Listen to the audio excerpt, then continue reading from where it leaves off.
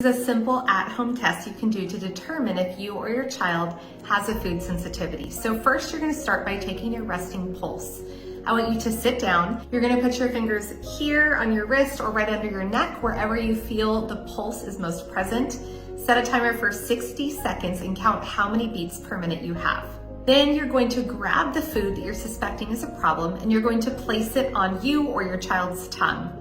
Hold the food there for 30 seconds, and then you're gonna set the timer again for 60 seconds. And I want you to now count your pulse again, either here or on the wrist, and see how many beats per minute. If the beats per minute went up by 4 or even down by 4, that means that you may not be tolerant to that food. The reason it is important to remove foods you are intolerant to is it is raising inflammation levels in your body. It could be causing digestive reactions you're not aware of, and it's increasing histamine levels. And all of these are going to interfere with the healing journey.